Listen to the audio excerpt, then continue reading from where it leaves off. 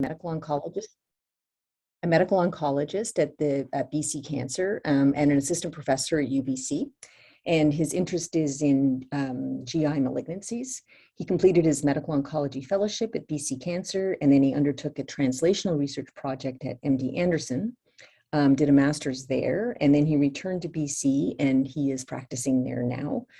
His research focuses in biomarker development and translational research as it pertains mostly to colorectal cancer and also to neuroendocrine tumors. And he is also the CCTG co-chair for the colon cancer disease site. And I first met John through a CCTG project. And although I've worked off and on with him for the last little while, we've never actually met face to face. This is as close as we seem to get given COVID. So it's my great pleasure to introduce him. And he's going to talk to us about biomarker development in colon cancer preparation today for future success. So I'm looking forward to hearing his words. So John, please take it away. Thank you. And thank you for the invitation to present here today. I'm going to be presenting kind of two sets of stories, kind of an old story around KRAS and some recent work that we've been doing with CO17, and then a new story in CO26 and biomarkers for immunotherapy. These are my disclosures. So as I mentioned, what is really powerful about clinical trials is the ability to both answer the question that you're asking today, as well as to plan for the unplannable. So thinking about having the things you need on hand to ask future questions. And CCTG has done a great job of this. And many of the people on the call are much more versed probably in all the biobanking that's been going on and the history around that. But it's really led to a lot of really nice work. And we're going to highlight some of that that's ongoing and show some stories that are over a decade old, almost 20 years old, the trials, and we're still learning more from it because of the successes and having that rich resource. So as I mentioned, it's going to be about RAS, it's going to be about immunotherapy, and we're going to talk a little bit about liquid biopsies. So in colorectal cancer, there's kind of two streams of biomarkers. There's the smart biomarkers here on the left, so things that require sequencing, so mutations in genes like KRAS and BRAF, mismatch repair deficiency, and then on the right, we have primary tumor location, which is a prognostic marker, but it also predicts response to certain targeted therapies. This one makes me feel a little bit sheepish when I'm in the clinic because, when you tell a patient, I'm going to treat you this way because your tumor is on the left side of your body, that's, they say, well, why are you doing that? And unfortunately, we don't fully know. There are some molecular differences that we do know, but even when you control for those, there is a different response that we see. And we're going to be focusing to start the talk on KRAS over here. This is the most common biomarker in colorectal cancer. And it's important because of its prediction in the response to therapies that target the EGFR pathway. So EGFR is a receptor that's on the outside surface of the cancer cell, and we have antibodies that can basically grab onto there and cause the cell to die. And they're quite effective therapies. There's two, panitumumab and cetuximab. But anytime you have a mutation in the pathway down below, the MAP kinase pathway, those mutations that are down below can preclude benefit. And this was really nicely identified in the CO17 story, which is a nice Canadian success story. So the CO17 trial was a collaboration between Canada and Australia. It randomized patients to cetuximab or best supportive care with a primary endpoint of overall survival. And the first publication in the New England Journal of Medicine showed a hazard ratio of 0.77 and a improvement in overall survival of about 1.5 months. Well, around that time, KRAS was identified as a potentially predictive biomarker. And when CO17 was reanalyzed, as well as the panitumumab the panitumumab single agent study, what we saw is a significant improvement in how effective this therapy was. So by removing the population that was KRAS exon 2 mutant, in those patients, there was really no benefit at all. But you see that we're able to improve from 1.5 month improvement in OS out to 4.7 months. And so the biomarker really takes this from a trial that's kind of, exciting, especially at the time because we didn't have many other therapies, but, marginal clinical benefit to something that provides significant clinical benefit for patients. Subsequently, there were a number of other mutations that were identified. So exon 2 is the G12 and G13, those very common mutations in colorectal cancer, but it was identified in the PRIME clinical trial that other mutations in RAS, specifically at codon 12, 13, 59, 61, 117, 146, these were also potentially predictive. And what we saw in this trial was that it's not just that patients lacked benefit from adding an anti-EGFR agent to FOLFOX in the first line. we actually saw that there was harm from adding it. So it wasn't just that there were more toxicities, but patients actually had less effective therapy. They didn't live as long. And one of the challenges with extrapolating information around these expanded RAS mutations was that these mutations were all lumped together. Some of them were analyzed with a predictive biomarker done, but no, or predictive analysis, but no P interaction test was performed. And many of the codons, such as 59, there were only a few patients that had them.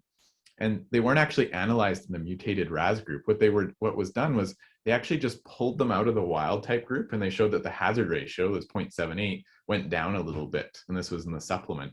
And so they said, well, these are predictive as well. And so it wasn't really the same robust analysis that we saw in CO17. The other thing that comes up that's changed since that initial analysis is we have lots of different ways to test for KRAS. And when we think about original testing and Sanger sequencing or Pyro sequencing, these really had sensitivities that were kind of looking at mutations that occurred in more than 10% of the sequenced reads, or more than 10% of the tumor. Now we like 5% as a clinical threshold, but there are assays that can get you down to 0.01%. And we've seen that there is now question raised about these low allele frequency mutations. You know, if most of the tumor lacks that mutation, is there potentially still some benefit because those other tumor cells could be targetable? This is the Crystal trial. And what you see is as you drop the threshold for calling something as RAS mutant, when you get down to these low levels, it does look like there's a trend towards there still being benefit. Small numbers, so hard to be statistically significant, but you see this nice decline. And so the current biomarker guidelines, international guidelines that are in American College of Pathology as well as JCO, say these are the codons you need to test for in your clinical lab, and they need to be present in at least 5% mutant allele frequency. And so we wanted to know if there was, you know, this 5% threshold, if this was really holding up, as well as trying to provide more information about what the magnitude of benefit is in the expanded RAS population and show that this is truly a predictive biomarker. So we went back to the CO17 trial. There's still tissue available, and that's because there was such a good job done of banking. And we used a technology called beamings. This is a high sensitivity PCR. Basically, you've got these little beads, and you attach the strand that you're sequencing to the bead, and then the PCR reaction happens in that bead. And so you're able to say that each bead is kind of one sequencing reaction, and this helps you to make sure that if there's a PCR artifact, you can help control for that when you go ahead and you capture these beads back later using a magnetic system. And you can see, you know, each bead is supposed to be one starting molecule that then goes through that serial PCR step. So this allows for a little bit more of the analytic sensitivity. And what we saw in CO17 with this expanded and low allele frequency analysis was we're able to improve the overall survival by better selecting. So taking out those expanded RAS mutations, improve the OS out to 5.1 months. We have a positive P interaction, not shown here, but for those expanded RAS mutations, we're able to confirm that that's a predictive biomarker. We also showed some of the best available data for BRAF V600E being a predictive biomarker. And we saw that these low allele frequency mutations, less than 5%, were actually quite uncommon. And that's important when we're thinking about, should we deploy resources in the clinical setting to sequence something at a higher depth or use a more sensitive assay. And actually, one of the low allele frequency mutations had a partial response. And so when we think about response rates in the RAS wild type population, you know, we're thinking it's probably somewhere between 20–35%. And so 1 out of 6 makes you question, you know, are there still some responses in this low allele frequency group?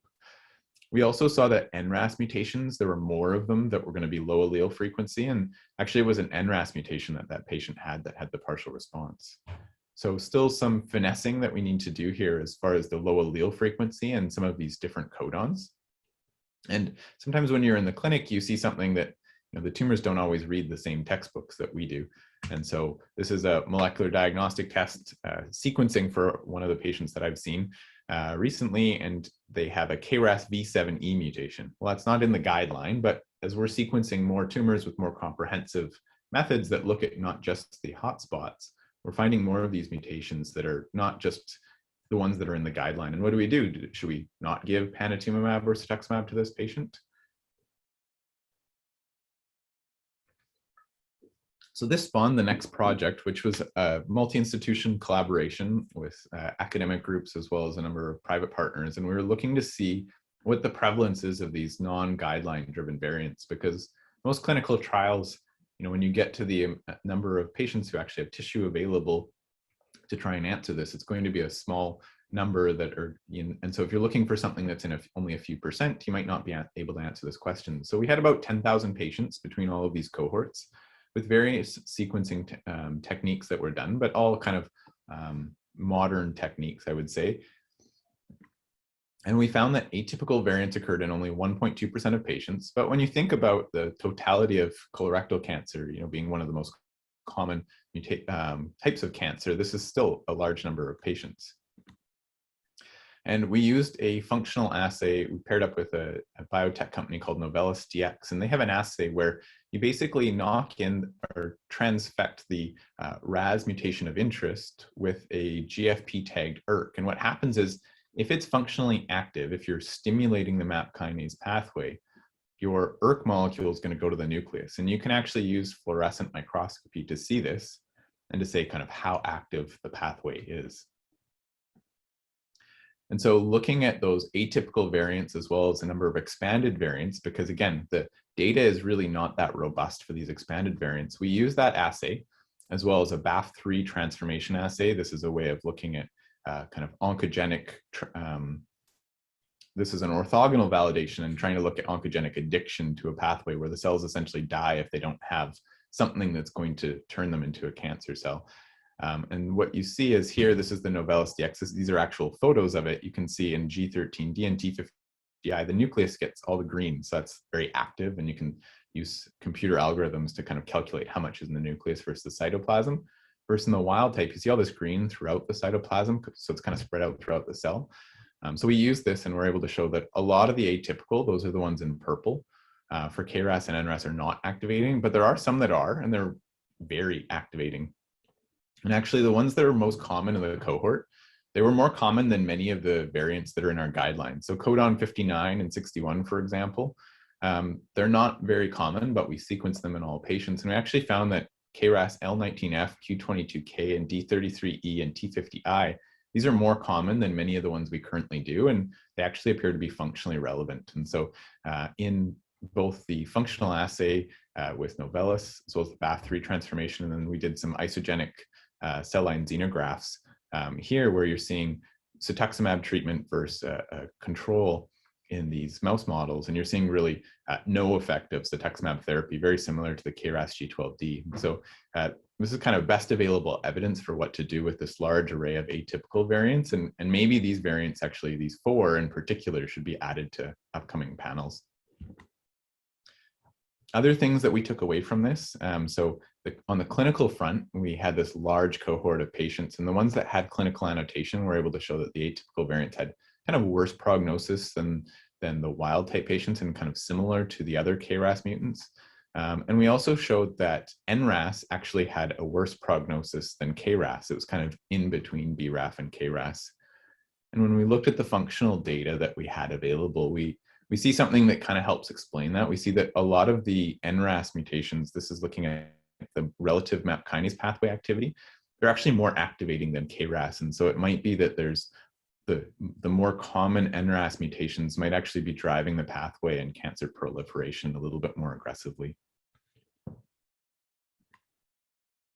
We're going to change gears here, and we're going to move into the CO26 trial. So the CO17 trial is showing really, this amazing resource that was there from the tissue repository, and we're able to still continue asking questions so much after the trial was initially started.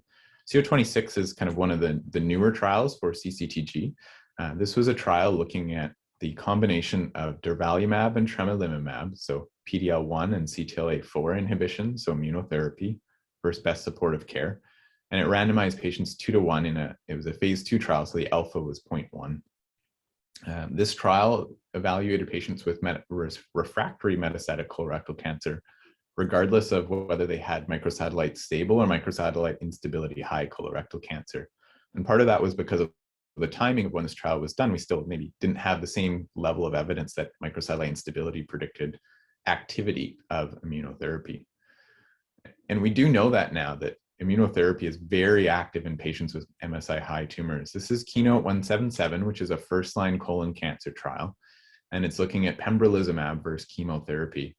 And it shows very active therapy for the immunotherapy. And when you look at the overall survival curves, there's crossover, but they're really high up, and you're seeing that most patients are doing very well if they receive immunotherapy. And to be able to say that half of patients at 3 years still haven't progressed, that's very dramatic.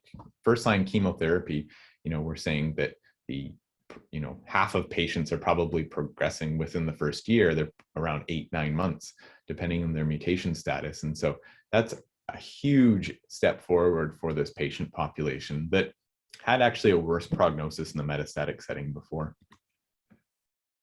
So CO26 was this fantastic trial that asked a question across all of metastatic colorectal cancer: does immunotherapy work? But one of the challenges was the results were available when we had data about MSI high colorectal cancer being effectively treated with immunotherapy. And so we needed to know the microsatellite status for all of the patients on the trial to really interpret the data.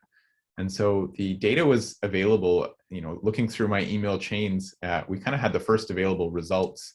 This was before it was published in October, and GI ASCO was in January, and we needed to know what the microsatellite status was. And it can, doing correlative analyses can be challenging from getting the legal in place to transfer samples, preparing slides, shipping slides, doing all of this. And ctDNA really provided an opportunity to get microsatellite status while preserving tissue for other analyses and getting those results really quickly. And so you can see, within 2 months, really, 2.5 months, we had the MSI results, and we were able to present them at GI ASCO. There's Eric Chen presenting up on the podium the primary results of CO26. And this was a real opportunity to do something very quick with novel technology. This was really the first time that ctDNA had been used to get the primary MSI status in a clinical trial. And so very exciting. And there's a lot more that we learned from ctDNA that we're going to go through.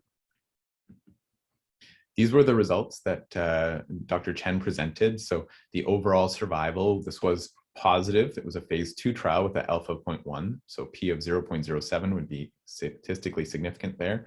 And there were only 2 cases that were microsatellite instability high, which was a bit surprising. I kind of thought there'd be a lot of patients registered who had microsatellite instability because clinicians knew that this was going to be very active for them. And this was helpful in that we saw that if you took out those patients, it wasn't that the MSI high patients were the responders that drove things. The microsatellite stable group actually had an improved hazard ratio compared to the overall population. Surprisingly, the MSI high patients that received immunotherapy didn't actually have a response, which was unexpected. And so the results that were presented there with that kind of quick turnaround time, we had blood on 169 out of 180 patients, and 168 out of 169 had successful ctDNA or cell-free DNA assessment. And we used what was called the Garden Omni panel. So this is a 500 gene panel. It's 2.1 megabase pairs. And it had a number of preliminary results that showed very good sensitivity and specificity for detecting MSI. Now, CO26 stands apart from a number of other trials that have been presented where really immunotherapy had no activity in the microsatellite stable population. It's really not shown that level of activity. And so this is exciting, and we need to explain a little bit about why, because the results were kind of questioned at the time, and I would say still are a little bit questioned because it stands out as so much different than other trials. To give a bit of background around liquid biopsy and ctDNA, in case there's people on the call who haven't heard of it or used it at all, this is basically DNA molecules that are spread into the blood when a cell is dividing or dying. Our normal cells are going to secrete DNA molecules, and so is the cancer, but the cancer tends to shed a lot more. It really provides an opportunity to look at the most up-to-date mutation profile because the half-life is less than 2 hours. And what we're looking at is we're looking at a collection of molecules that are going to be from our somatic cells, from the normal cells in our body, as well as from the cancer. And we describe mutations using the BAF, or variant allele frequency, or mutation allele frequency, which is the number of mutant molecules divided by all of the molecules. And the assays now are very sensitive and able to find mutations that are much lower than we'd see in tissue. And we're comfortable calling them at those levels because there's less artifact, because they're not in FFPE. and because of a number of the different techniques that we can use to actually look for these mutations. So moving on from the MSI status that we got from plasma, we are also able to look at tumor mutation burden. Now, tumor mutation burden is just the number of mutations per megabase. It's very hard to get that information from a small panel because you're only looking at a small amount and you're looking at genes that you expect to have mutations. But with the Guardant Omni, it's a very big panel. So 2.1 megabase pairs is big for a panel, and it's big enough that we can reliably call TMB. What we saw was, at first we had to say, well, what are we going to use as a cut point? TMB of 10 is used in tissue, but no one had really done this except for a group in lung for the MYSTIC trial. And we didn't have a cut point pre-specified. We did pick one based on the distribution of the mutations, but we didn't have something that we could use other people's analysis from before to pick a cut point. And so part of the analysis we did was looking across the spectrum to see what happens as you change the cut point. This is looking at an interaction p-value over here. So if it's less than 0.05, it suggests something's a predictive biomarker. And what you see is as we move the cut point over here and we get higher, once you get past a certain point, 28, you find that there's a valley and it stays low until you get to this point here where there's not really many patients in the group, so you don't have statistical power to compare them. And the fact that we see this valley here is really important because it suggests that over a range, once you get above a certain TMB, you're going to have the same kind of predictive utility, and it really suggests something biologically relevant. This is just looking at the same data, but looking at the hazard ratio. So again, it drops in the high TMB group and stays low. And again, that's really reassuring that it's not just a statistical blip, it's actually biologically relevant. So TMB in plasma was prognostic for overall survival. So these patients had the worst prognosis. And when we looked at the patients who received immunotherapy, the high TMB group, which we used a cut point of 28, this accounted for 21% of all patients. So it's not just that it's a select subgroup. Remember that MSI is only in 5 to 10% of patients. And so this is actually a pretty big group when we're talking about biomarkers in colorectal cancer. But you see this hazard ratio of 0.34, that's a fantastic hazard ratio to have in a clinical trial. That's what you really want to know that your drug's effective and it's meaningful. It's got a large differential. When we look at the patients below the cut point, you see there's really no differential. The hazard ratio is 0.76, which is basically the same as the unselected group where it was 0.77, so not having the same effect. And that's because we think that what we're seeing is that the high TMB group has a poor prognosis and it's rescued by receipt of immunotherapy. Now the TMB from the plasma was higher than expected. These numbers, when you compare them to other cohorts that Guardant had at the time, this was much higher than any of the others. However, most of those were first-line samples, and this was a very heavily pretreated group of patients. And so probably what's happened is over time, patients have received their first, second, third line of therapy, and we've kind of driven up the tumor mutation burden by this selective pressure. And you can do this in vivo with mouse models, where you can knock in DNA repair mutations, or you can actually just give therapies and you can drive up the mutational burden. And you can actually see that you can cause efficacy of anti-PD-1 antibodies using this same technique where you drive it up with mutations that you're stimulating with CRISPR. And so this is very similar probably to what we're doing with our treatments is we're driving the mutation burden up. Now, a lot of the mutations that we saw that were defining TMB were subclonal. And when I define subclonal, I'm saying mutations that were less than 10% of the maximum allele frequency. So what that means is that there might have been another mutation that was detected at 50% or 60% of the reads, but most of the mutations in that sample were very low allele frequency. And we see subclonal mutations like this very commonly with acquired mutations. It's very well described. And so this is kind of all of the therapy effect that we're seeing. And to give you an example of a therapy that might have done this, anti-EGFR therapy, in the patients who'd previously received anti-EGFR therapy, their TMB was significantly higher than those who had not received it.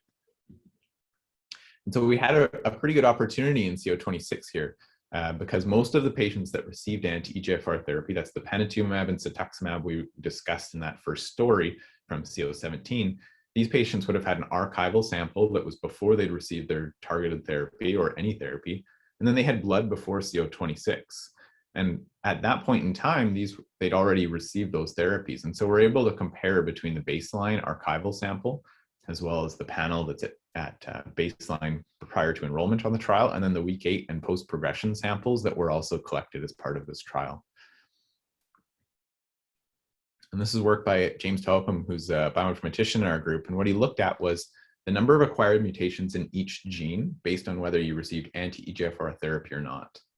And if it goes up on the y-axis here, but it's not moving on the x-axis, it's saying that there's more of these, there's a higher proportion gain in mutations in the anti-EGFR group. And what we see, these are the p-values on a log scale, is there's genes that we expect. So anti-EGFR therapies induce mutations in EGFR and KRAS and BRAF and NRAS. We know about those resistance mechanisms, but we saw some new ones that we didn't see before. So LRP1B is a big gene, and so it might be that there's DNA kind of more damage that's there, or this could be, it is an LDL receptor pathway molecule, so this could be a novel mechanism of resistance. And we see other MAP kinase pathway genes that haven't really been described before, and we also see a number of DNA repair pathway mutations. And so these are bigger genes, and so the mutations might be just because of size and the total global burden of mutations. But they may also be that we, with all those prior therapies, we're inducing more mutations. And this hypothesis that anti-EGFR therapy causes more DNA damage and affects those pathways has been evaluated in vitro and in vivo models. This is work by Alberto Bardelli's group, who's a big colorectal cancer translational researcher. And what they showed is that if you gave cetuximab for 6 weeks, you actually down-regulated the mismatch repair pathway, both on immunohistochemistry, on Western blots. And this resulted in an increase in the number of gamma H2AX foci. This is a marker of double strand breaks. And you can see that as you moved on in time, if the patients had cetuximab therapy, they actually had more gamma H2AX foci. Now, this is an antibody. We don't expect it to cause double strand breaks in DNA like chemotherapy or radiation, but it's having this effect in an indirect pathway that's still being explored. And we might have seen this in our clinical population. The mutations that we saw, there were many mutations in the same patients, and many of them were subclonal. And so you'd get small populations of cells in the same tumor, or the same patient, I should say, that might have one type of KRAS mutation and another might have a different codon. And you can see that some patients had up to 7 mutations in the same gene that were occurring. So on this graph, what you're looking at, this is the length of the gene and kind of where the hotspots are. You're looking at the percent of patients that have a mutation in each of these genes, and the archival is the A, and the P is the plasma. And if they're anti-EGFR treated, it's this positive here. And if they're not anti-EGFR treated, it's the negative. And so when you see the darker red lines, that's showing you that you've got more mutations that were induced in the population kind of at the plasma baseline. And when you see the patients that didn't receive anti-EGFR, you see no real gain of mutations, no gain in NRAS. And then you see the same in these genes that we talked about, ATM, you see this induction of around 25% of patients that have that mutation that didn't have it before. And so we're really changing the clonal architecture of these tumors. And when I speak about the clonal architecture, these mutations, this is looking at the relative allele frequency. So what proportion of the tumor has that mutation? And you see that in the acquired mutations on the anti-EGFR treated, they tend to be really low allele frequency compared to those that are in the group that didn't receive anti-EGFR. They're not the same depth of subclonality. We saw that these were not just SNVs. We also saw copy amplifications and known resistance genes, but things that maybe hadn't been reported. So smoothened, this is in the hedgehog pathway, a number of other genes. MET amplifications are well described, as well as EGFR, but most of these other ones are not. And so this is going to be a really nice story to be able to highlight, this anti-EGFR resistance pathway, but in a trial that had nothing to do with that. It was, an opportune time and really opportune samples. And another thing that's opportune about these samples is that we have serial samples. And so what we've seen in KRAS and EGFR mutations is that if you induce them with anti-EGFR therapy, they actually decay with a half-life of about 4.5 months. And so this has led to the idea that you can wait. If you wait a couple half-lives, you could re-challenge with anti-EGFR therapy. And this was recently presented at ASCO. And they showed that you could get basically a 4-month progression-free survival with a re-challenge. So patients have already progressed on panitumumab, and you can reuse the drug. Now that's really exciting because most of our paradigms in oncology are, let's just do a linear line. We're going to do this line, this line, this line. We don't go back to things. And if we can turn our therapeutic strategy into more of a circle, we might be able to use the same number of drugs, but improve how long people are living, which is quite exciting. In CO26, we did see that those new resistance mechanisms that we're describing, they do the same thing. So this is the plasma at baseline, and this is week 8. And you see that we're having a falling off of those acquired resistance mechanisms. And in LRP1B, which is this new variant that we haven't really seen described before, you see the same thing where it falls off over time, suggesting when you withdraw the evolutionary pressure, that clone is no longer the fittest and it's going to die off and the other clones are going to take over. Now, the other thing that you can have happen is you might be able to actually get the RAS mutations to disappear. So this is a new group of patients that are called neo-RAS wild type. There's only a couple reports of it, but we just started looking at this in CO26, and you can see that some of the patients actually have mutations in KRAS or NRAS at baseline that subsequently dissipate. They have other variants that are there. So it's not just that we're not seeing enough of the ctDNA concentration at the time. But what's interesting is these are reported as reversions for most of the reports that are out there. But we see, because we've got serial samples, the variant actually comes back. So it might be that it's suppressed at this point in time, and then it's still there and it can still rise up. And it's kind of unclear whether this might be a population that might benefit at that point in time, or if having those subclonal mutations might preclude any benefit of therapy. And so that story is still developing. Now, one of the big things that comes up is I showed you all of these subclonal mutations are what's driving the TMB there. And there's really nice work by Charlie Swanton's group and Nick McGranahan showing that you really need clonal neoantigens to elicit a T-cell response. But in CO26, that's not what we saw. And so the question is whether these subclonal mutations are still of value for a biomarker. So we looked at this and we defined subclonal mutations as those that occurred at less than 10% of the maximum detected mutation in a sample that was from a somatic variant, so excluding any germline variants. And we saw that actually 2/3 of mutations were subclonal, and most of the TMB that we saw in the blood was derived from those subclonal mutations. But when we looked at using just the clonal mutations or just the subclonal, the curves look basically identical. So you're seeing very similar spread of the curves in the high TMB group. And what's interesting is that this might suggest that there's an antigen spread. So if the T cell actually just identifies a neoantigen in a small proportion of the tumor, it might subsequently identify neoantigens that are nearby and identify, that cancer cell in other parts of the body that don't have the first neoantigen, but because the immune system's been triggered to it, it's got this repertoire of variants that it's able to identify in the cancer. And interestingly, patients might be clonal TMB high, or they might be subclonal. They didn't necessarily have to overlap. It's a very different group. And we're going to highlight a group that's got benefit with either of these. When we think about DNA repair pathway genes, those are ones that in other disease sites have shown activity. We see that mutations in those genes on the plasma predicted a higher TMB, but the question is always, is that a chicken and an egg, or egg and chicken? So do you have something where you've got a mutation in the gene just because there's more mutations, or do you have more mutations because there's a mutation in the DNA repair gene? When we looked at the efficacy by these variants, what we saw was that most of them actually had efficacy that was going to be pretty similar to the unselected population.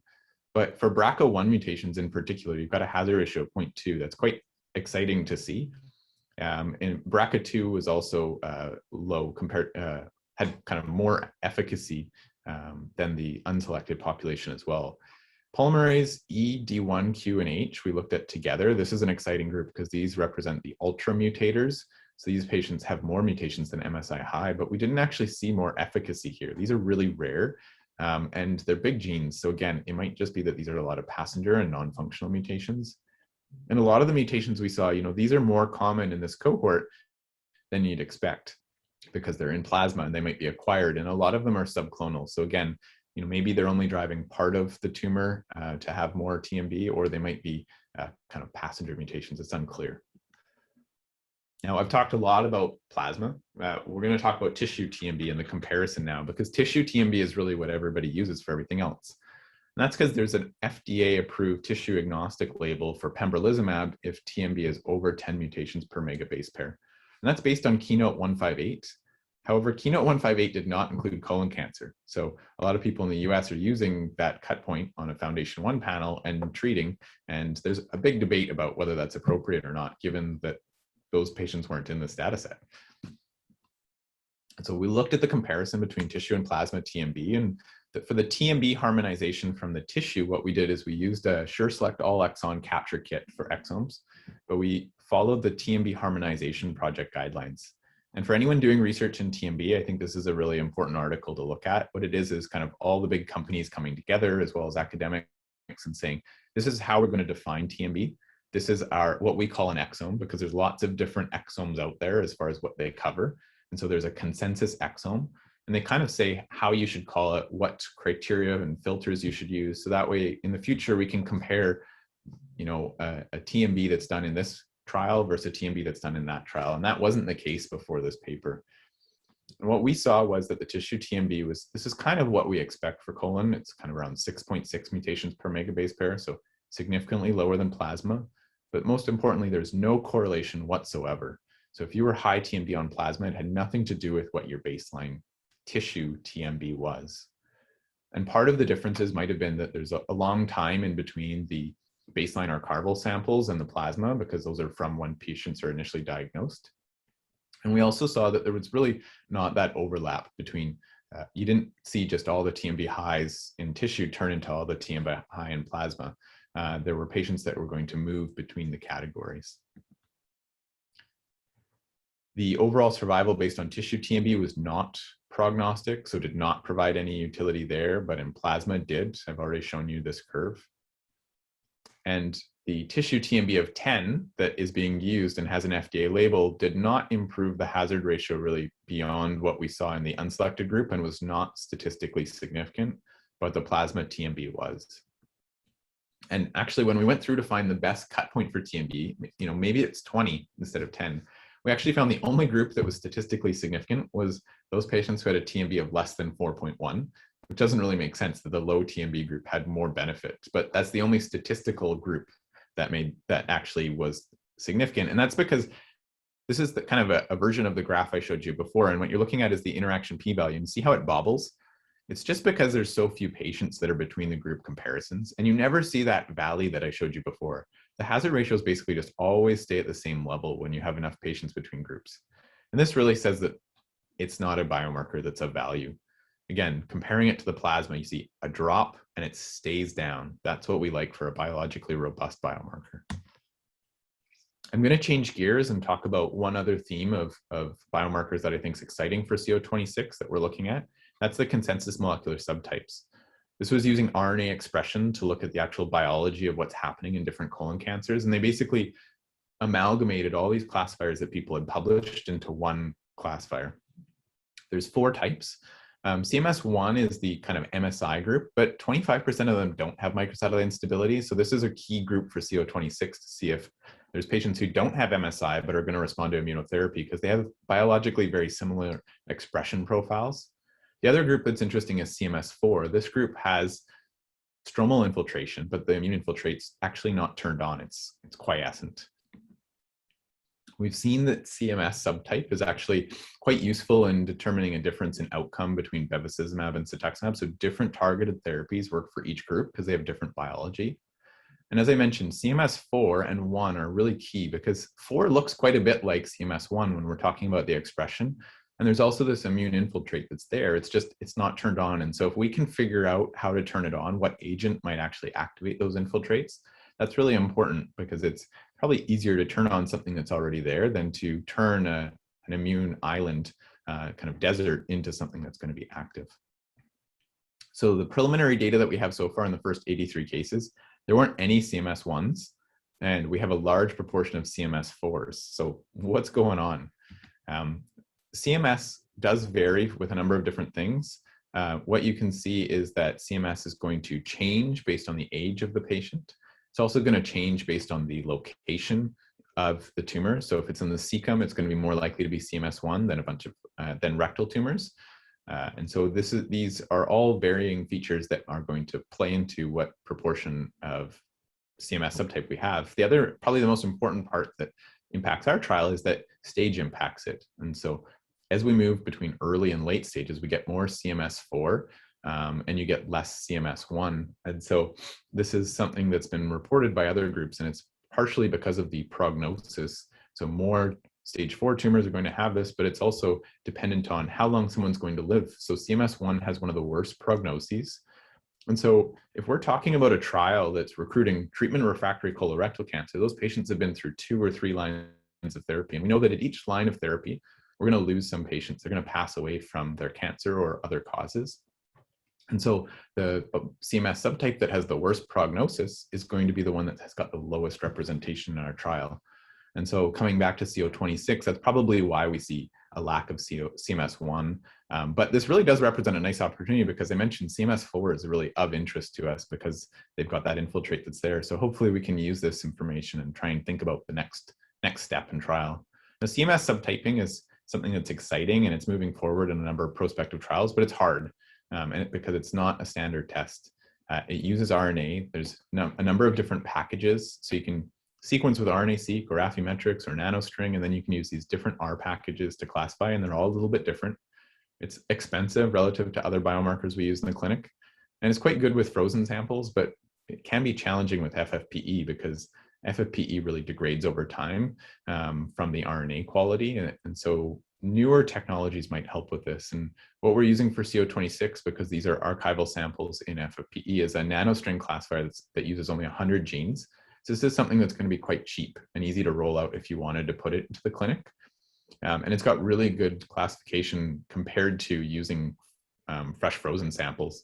And so this is what we're moving forward with. Ideally, we'd be able to make this even easier. And so another opportunity that we're taking advantage of in CO26 and a number of other CCTG trials is artificial intelligence. So with that, you can use histology slides. You scan in the slides, and you make patches. So each patch is a small area on the slide. So one slide might turn into thousands of patches or thousands of things that the computer can learn from. And you use machine learning architecture to actually predict features that characterize these tumors.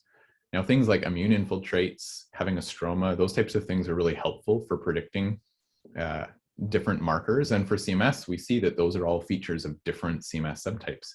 This is preliminary data from an internal cohort that we have here. And we had over 85% predictive capacity, basically using just 214 patients to train the classifier. And really, it was only 2/3 of those patients that were used to train, and then the 33% that were used to classify. And you see really quite effective prediction using just histology slides. And this would be fantastic if we could just have something where you could upload the slide picture and get a CMS subtype back from a portal online. And that would be very cost effective. Everyone has an H&E slide. And so this would really allow translation to any resource setting. And so we have a number of clinical cohorts that are available. And then we're also working to have CO26, CO28, CO29, all of these different trials, the images available and ready. So that way we can use them for part of this development of a classifier that we could use in the clinic. And I want to touch on that for a second. So Dynamic 3 or CO29 is a trial that's ongoing in Canada. It's being led by CCTG here and AGITG in Australia, and it's for stage 3 colorectal cancer. Patients are randomized between standard of care or ctDNA informed therapy. Now, it's a tissue informed assay, which means that the pathologist needs to circle basically the area where the tumor is before the microdissection that occurs, and then the extraction of DNA from the tissue. And then that's used to build a panel that's going to be used in the plasma to detect whether there's mutations present. And this requires that annotation step. And one thing that I think is really exciting, and we did the first case of last week, is we're actually annotating the slides with a pathologist in Vancouver. This is Jenny Chu, who's a pathology fellow working with David Schaefer. Here's Shaquille. He's uploaded the slide, scanned it into the Halo system, and this is a slide that Jenny has annotated last week, outlined the tumor. This is going to be used to transcribe onto the slide. And then we've also got this annotation for later that we can use in that CMS training with the artificial intelligence. So I think this is really, really exciting with telepathology. It's going to allow more collaborations across the country, and also it's going to make a new resource that we're going to have that we can use for future projects. So I think this is a fantastic initiative that's happening at CCTG, and thanks Shaquille and Chris and everyone there for having this kind of work forward, because I think it's going to provide a lot of opportunities for other trials. So where are we at with CO26? Well, we've got kind of all of these different correlatives that are still moving forward. We still have some things that are ongoing, like TCR sequencing and neoantigen pipelines. We do have a validation cohort in collaboration with Mike Overman at MD Anderson, where we can look at a group of patients who received the same drugs prior to resection of a liver metastasis. And we can use that to validate our findings. And ideally, we'll have a follow-up trial in a biomarker selected group. We've been trying to get this going, and we're still trying to have that trial. And then hopefully we'll also have a trial that's looking at that CMS4 group, where we'll be able to give immunotherapy plus something else to turn on that infiltrate that's there. So we've talked really about some success stories through trials that were almost 20 years ago and trials that are very new.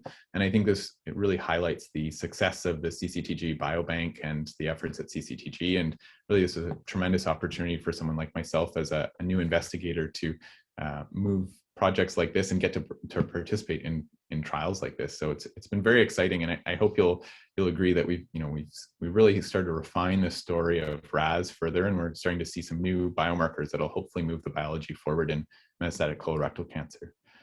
So with that, I've got lots of acknowledgements. There's the BC Cancer team members here that really support and help move all of these projects forward. CCTG, it's been tremendous collaborating with the group there, with Harriet and Chris and Dong Shang and Shaquille, Heather Stanton and Grants, and all the data coordinators and study coordinators.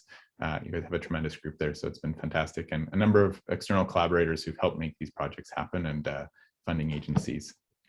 So with that, I'm happy to take any questions, and thank you for joining us today.